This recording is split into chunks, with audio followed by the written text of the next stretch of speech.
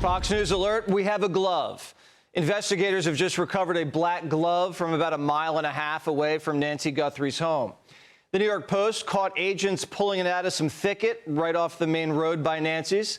Investigators are running tests to determine if it's tied to the crime scene. Those results could come within hours. The suspect caught on camera had a very similar black glove. There's got to be DNA on it. If this is it, the forensic could break the case wide open, because whoever the kidnapper was has vanished.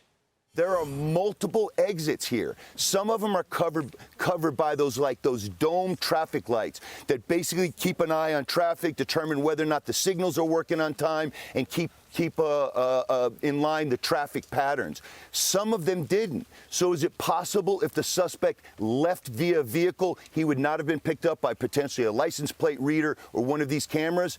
The answer is yes. Worst case scenario, we're talking about getting away with murder. A pitch dark desert is a killer's best friend. But Savannah Guthrie still believes her mother's alive. Remaining hopeful, too, the FBI, leaving no stone unturned, conducting extensive searches along Tucson roads. And 2 men were seen leaving the home of Annie Guthrie and her husband Tommaso with a bag in their hand. We don't know if they're removing evidence or these are security agents taking personal items back to the family. The family got out of Dodge because the neighborhood's crawling with reporters and police. One of the individuals had gloves on and was sifting through Annie's mailbox. The daughter's neighborhood has been a major focus. Reports suggest that investigators were looking for something that was either hidden or discarded. Also of interest, doorbell camera footage. What did the neighbors' cameras see that night? Could the kidnapper be a neighbor? Can't rule anything out. Ever since Cash released video of the suspect, law enforcement has received over 4,000 tips. The director says they're closing in. We have made substantial progress in these last 36, 48 hours thanks to the technical capabilities of the FBI and our partnerships. And I do believe we are looking at people who, as we say, are persons of interest. There are multiple people of interest in this case, and they're definitely local. Law enforcement has told me they are operating under the theory that this person lives in the Tucson television area, and that's why they've had so much contact with the local television stations there. After the SWAT and bomb squads went out last night, we thought we had him, but it was a false alarm. They picked up a delivery guy named Carlos after the FBI used cell phone and traffic data to track him down. That's according to ABC. And then his mother-in-law answered the door. They came out telling us that they had somebody gave a tip that the lady was in my house. I don't know her name. ¿Cómo se llama? Nancy Guthrie? That we don't know. We don't know her. I don't know who she is. I don't know anything about her. I have nothing to hide.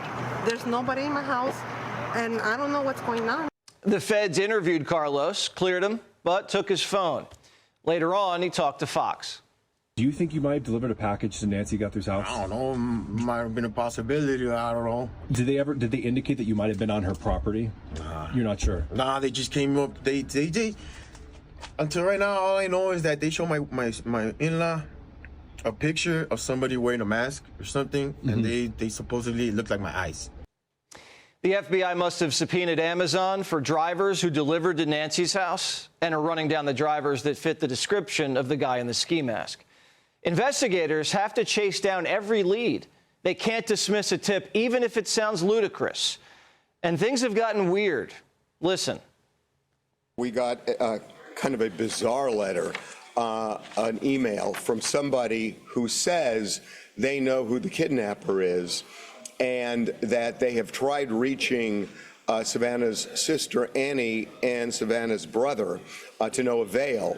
And they said they want 1 Bitcoin sent to a Bitcoin address that we have confirmed is active. It's a real Bitcoin address. As they put it, time is more than relevant. Whoever sent this, and they actually give a name and an email address. You got to take it seriously. It could be legit. But if this guy really had the goods, he could have just gone straight to the FBI and collected the $50,000 reward. One Bitcoin's trading at 66,000. It's not much of a difference. Harvey's been acting as a conduit, so you got to put it on air. But opportunists and copycats are coming out of the woodwork. We had that one phony just indicted for writing a fake ransom note. But this does beg the question, were any of the ransom notes real? Harvey says something's off. The thought that went into this letter doesn't match the thought of somebody coming up fully disguised, knowing that they don't want to be seen, and not even thinking, gee, people have these cameras on their door. You know, you don't have to even have cased her door or property to just make an assumption that she may well have a camera like that. The guy caught on the doorbell cam doesn't seem sophisticated. He grabbed sagebrush to cover the lens and carried his handgun like an amateur. Maybe he was just the muscle and was working for somebody else. We do know his backpack was packed to the brim. Do you show up to a burglary with a full bag? Usually not. This guy could have been a solo act, or he could have been cleanup. Tarps and restraints could have been in that bag. The equipment that he's carrying, the backpack, I think the backpack's carrying duffel bags. It looks like something soft in there and consistent, not lumpy.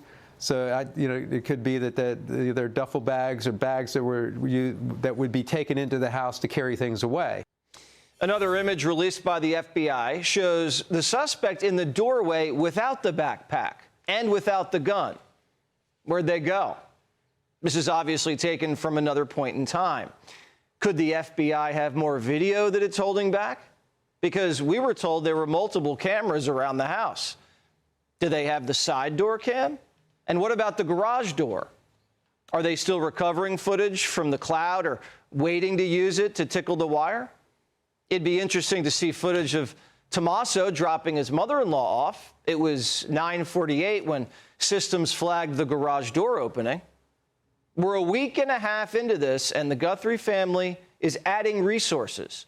They've reportedly hired a private investigator. And at this point, anybody can help. And we hope and pray they do. Want even more Fox News on YouTube? Become a Fox News Patriot today. Click join to find out how.